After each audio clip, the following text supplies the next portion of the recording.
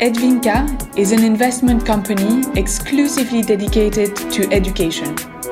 Edvinka is the fruit of a joint venture between Hambro Perks, the growth investment firm behind PyTop and Cortext, and DLF Venture, a family-owned holding company affiliated to Verdinvest, who have invested in some of the most successful edtech companies in Asia, like Byju's. At Edvinka, our aim is to help edtech startups make large-scale impact. We are active investors who like to think global. We invest in early-stage companies that we grow alongside their founders. We offer follow-on funding and deploy permanent capital to address our long-term vision.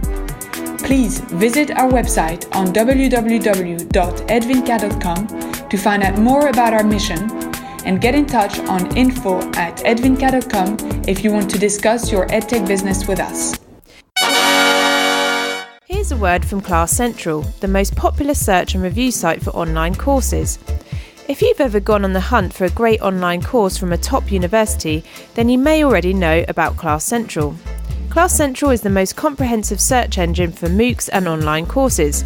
The site lists over 10,000 courses and allows you to search by subject, university, keyword and language of instruction. With tens of thousands of user reviews, you can use Class Central to help you decide if a course is right for you. And if you're into geeking out about online learning like I am, you'll love diving into Class Central's MOOC report. The MOOC report covers everything that's going on in the MOOC space, with news, analysis and opinions about the fascinating world of online courses. A great place to start is with Class Central's in-depth analysis of the state of MOOCs in 2017. You can find a link in our show notes. Or if you're interested in finding out which courses are ranked the highest, check out Class Central's course rankings for the month and the year, or have a look at the top 50 MOOCs of all time.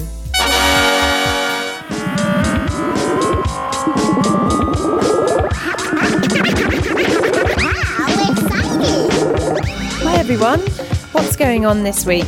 Well, London EdTech Week have announced their first round of programmes for June, and I'd also definitely recommend checking out the London Festival of Learning, also in London in June. Applications are now open for pitches, exhibits and books to showcase at the EdTech Podcast Festival in September. You can find out how to enter via the show notes or sign up to our newsletter and keep your eyes peeled. I'm also keen to connect with SLT teachers or lecturers making high impact in education who'd like to share their knowledge in some of our masterclasses. This week, the EdTech Podcast Festival is excited to confirm past guests Ian Dunn, Deputy VC at Coventry University, and Michelle Thomas, Exec Head Teacher at the New Wave Federation in Hackney, as speakers. What else? Well, I've moved my son into a new nursery, fingers crossed, which means that I'm on term time, baby. So you might start to see podcast publications sync up with UK half terms and summer holidays. But then again, it's me and I've rarely been known not to hit that publish button, so let's see how we all get on. Moving on to this week's podcast. This week's podcast features a recording from this year's South by Southwest EDU, where I interviewed General All-Round Duracell Bunny Bridget Burns of the University Innovation Alliance. Bridget spoke to me about how universities can focus on better student experience and value through better collaboration and less walled garden approaches. If you're familiar with JISC in the UK, you may be reminded of some similar methodologies, though I'd love to hear your thoughts as usual. So get tweeting, emailing, or send in a voicemail for inclusion. Thanks to Edvinka and Class Central for sponsoring this week's episode, and to listener and past guest English teacher Obi Matten, who said of last week's episode, "Loving this episode, perfect maternity CPD for me right now, lots of projects to pursue." I'm glad you found it useful, Obi. Big congrats on the newbie, and thanks for sending your thoughts in. Have a great week, everyone. Yay!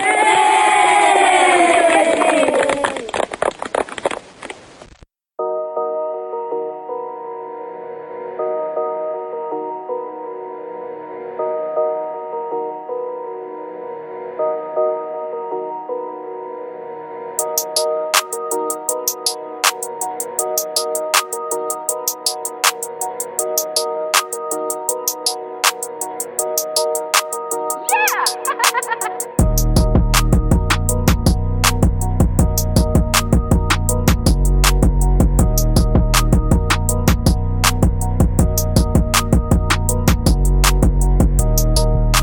So I'm here now with Bridget Burns, the Executive Director for the University Innovation Alliance. So welcome, Bridget.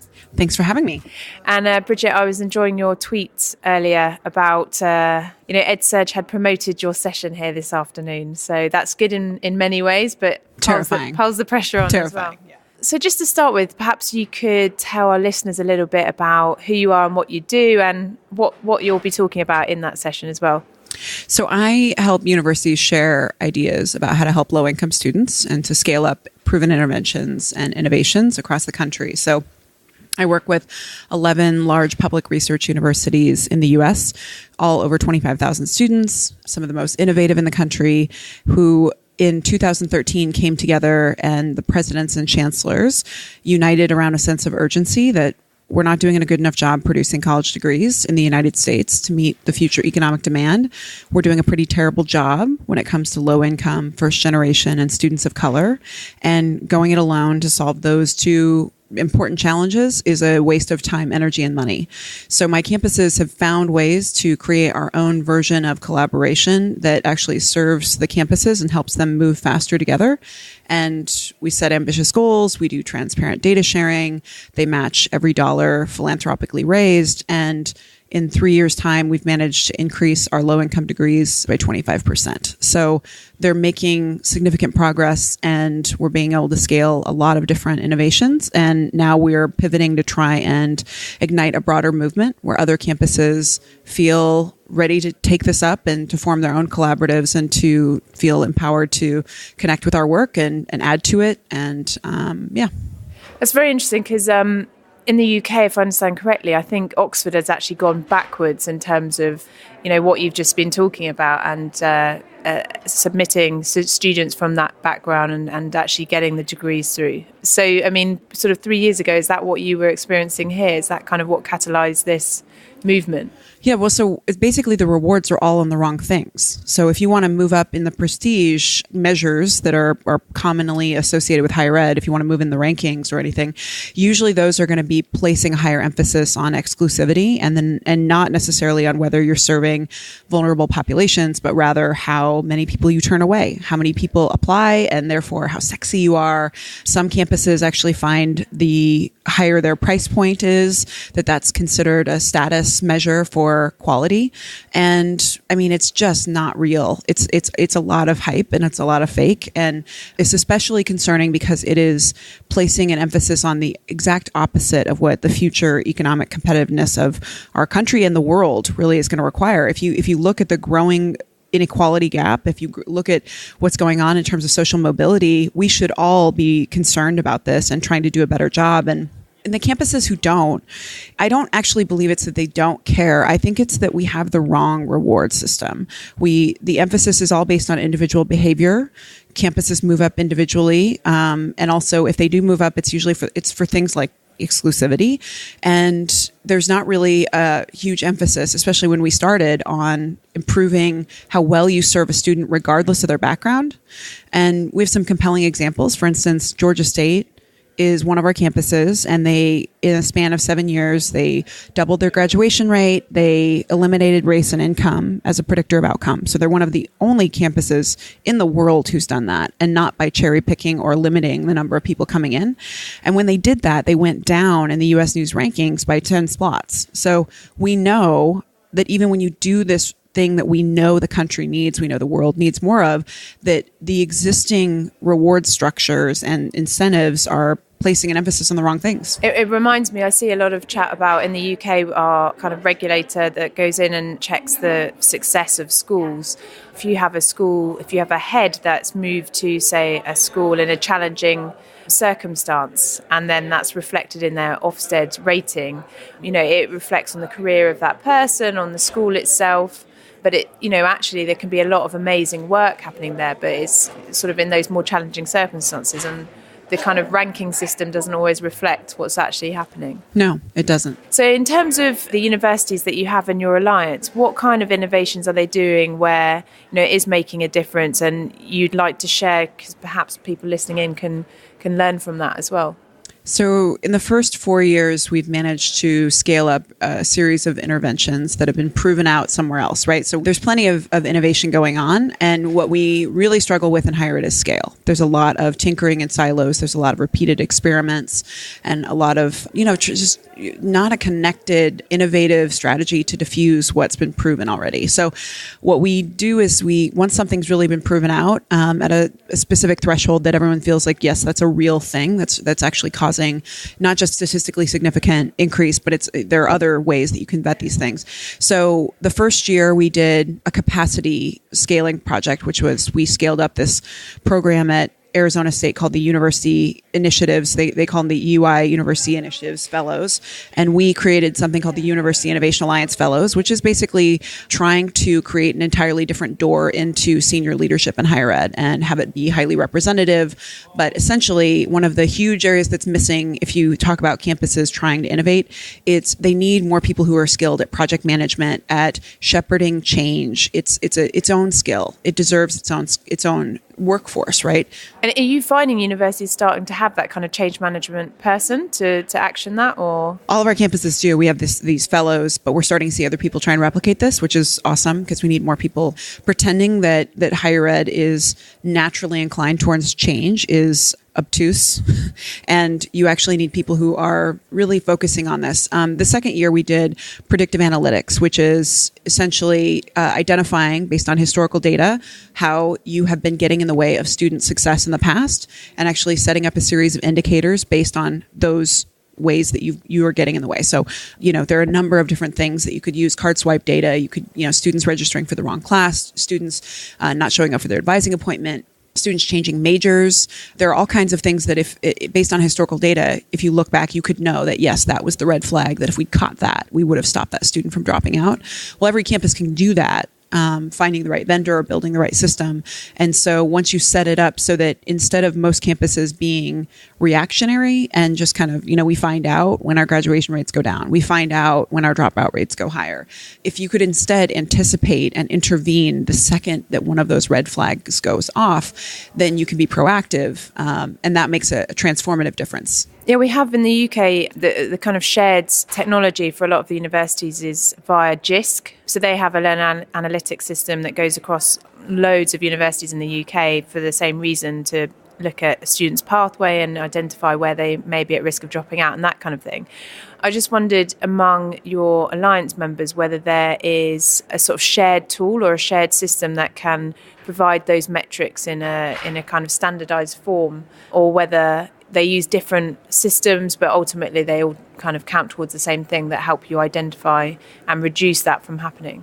So we have a data sharing agreement that we hammered out, that we figured out what metrics we were going to measure. And, that was a lot of different work in the first year, but essentially we focus on the delta in outcomes between low and high income students. So that's really what we're trying to eliminate. And now also we're adding, race and ethnicity. So that's for the UIA. But in terms of our campuses sharing data, we're sharing to the point that some of our campuses are sharing student unit record level data, and they all have their own system. And I recommend that. So that's happening in the US, where there's a few dominant providers. And just in the end, I think there needs to be much more diversity in the market, because every campus has a story about why they're not going to do X with Y company, right? And we need more options out there, because everyone needs to do this. It's hard.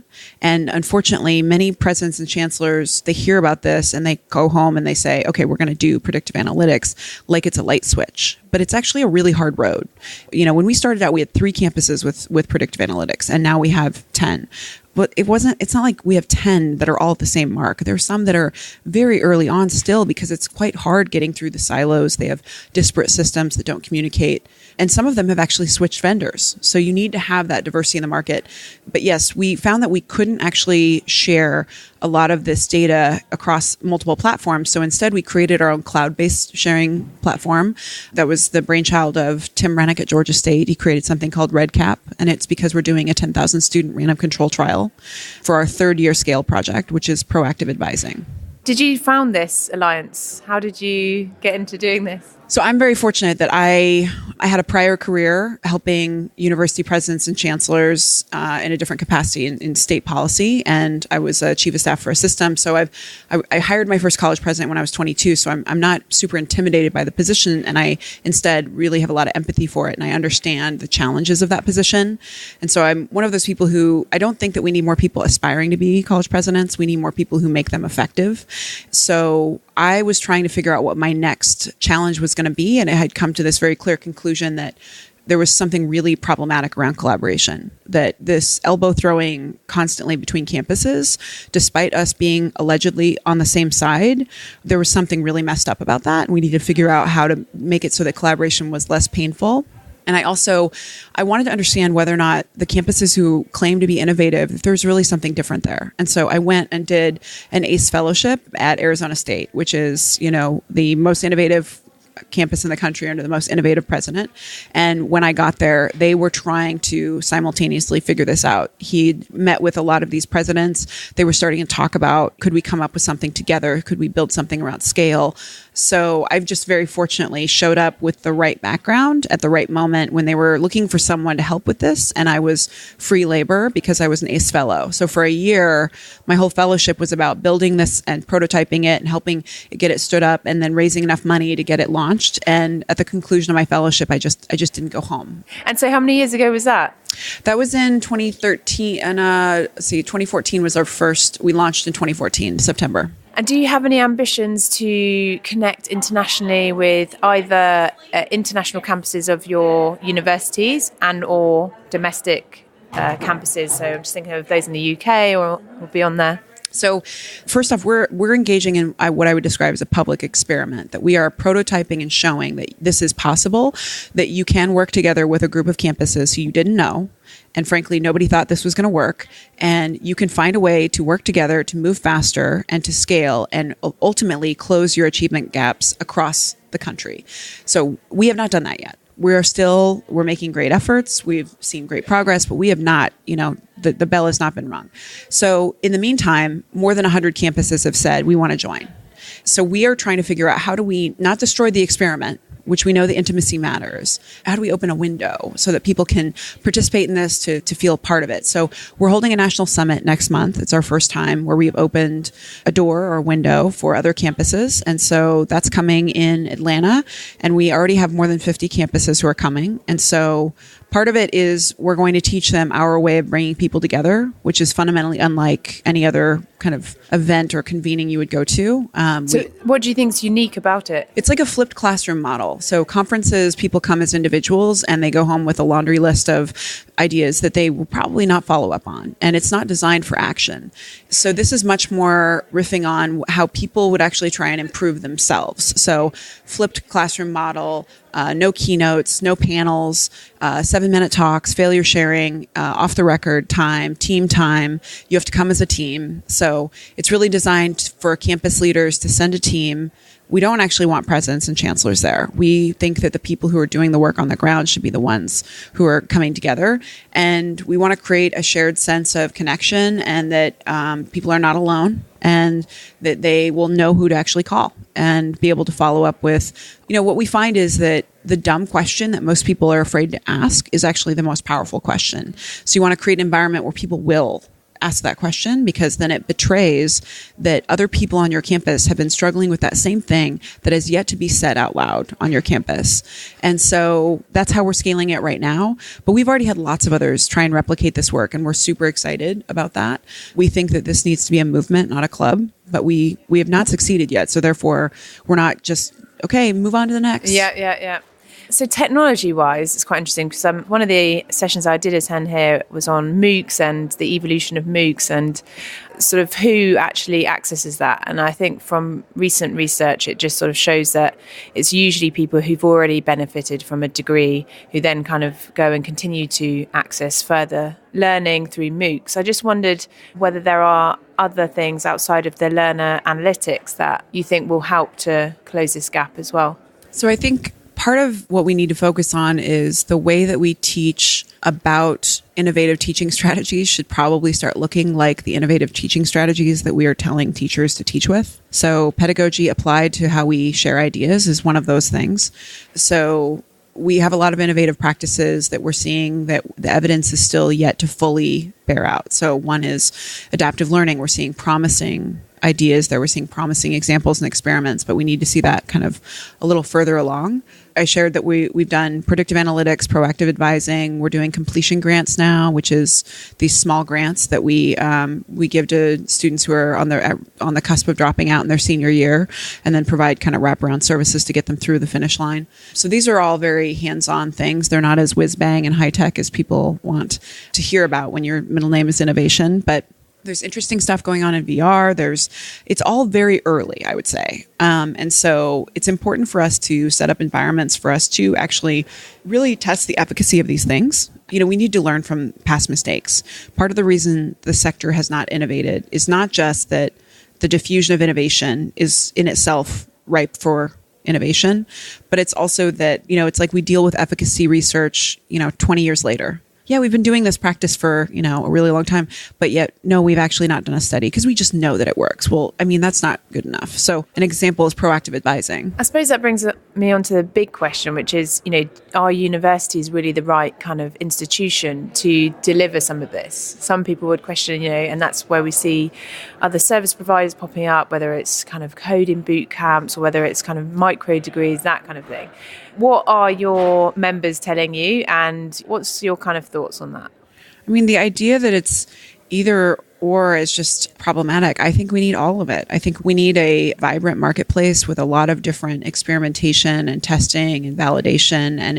And people just love to make these wide sweeping claims about, this is the future of this, and therefore universities are going away. Well, listen, universities are pretty good at lasting. We've been around since before the church, so I'm pretty confident that there are some other kind of social factors that lead to these organizations sticking around. They're going to adapt. They're going to evolve. And I think that many of these alternative providers should see themselves as an adaptation or as a supplement. And there's just so much that we need to still figure out yet. And I think that the hostility and the territorial nature between the adults is like such a waste of energy and time. It's like, listen, I get that it's like super cool to talk trash about the value of a college degree right now. It's like super in, but we actually have the historical data that shows that this is still a worthwhile investment for people.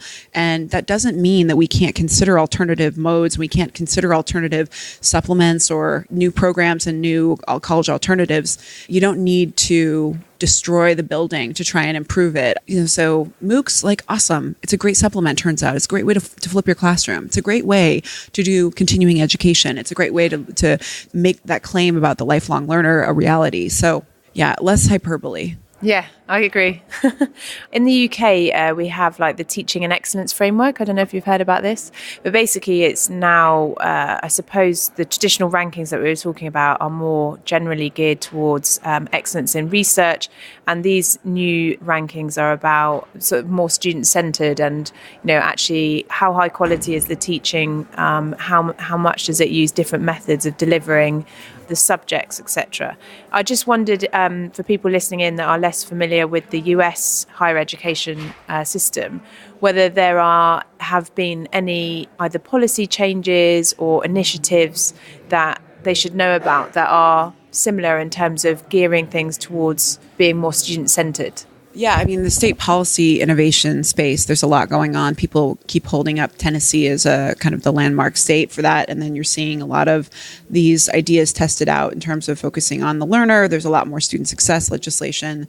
There's, the free college movement. There's just all of this stuff happening. And what it does happen state by state in the U.S. And then it goes through something called the National Conference of State Legislatures and then a National Governors Association. So once something's been proven out, then we're starting to see it kind of take off. But I would say for things like that in higher ed, in the US, we see a new ranking almost every year come out.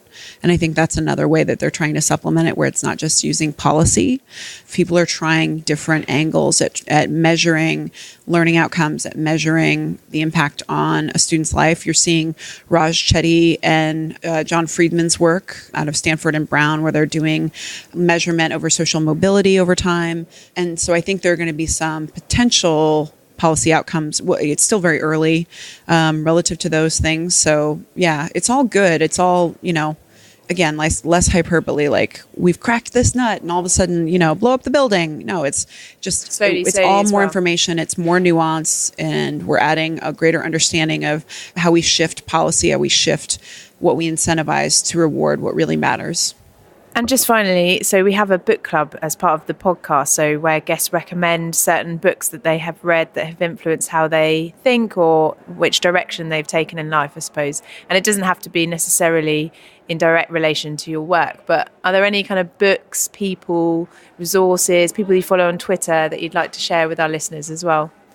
So I like to look to relatively non-traditional spaces for inspiration about how the future of learning within my sector happens. So I like to look to, different spaces where, especially how people are doing growth, whether it's personal development, otherwise.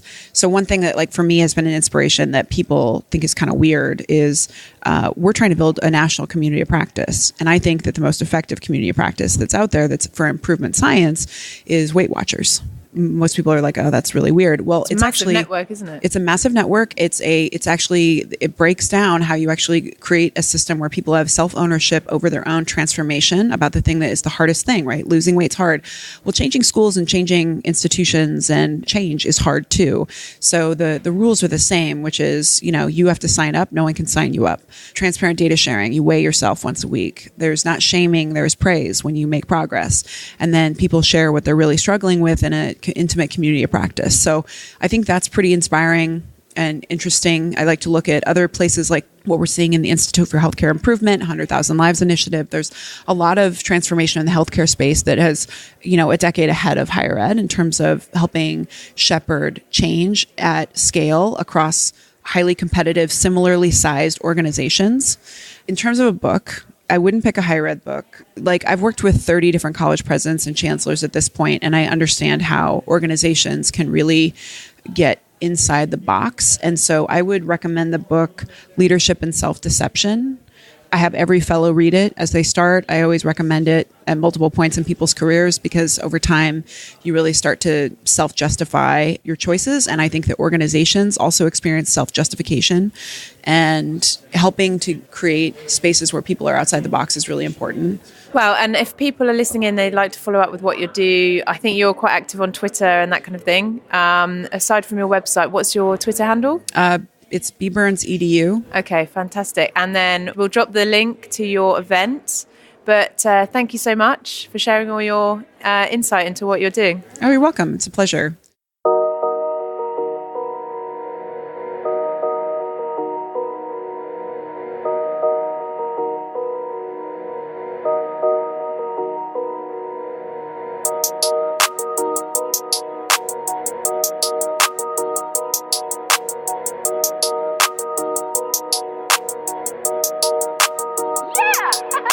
That's the end of this week's episode.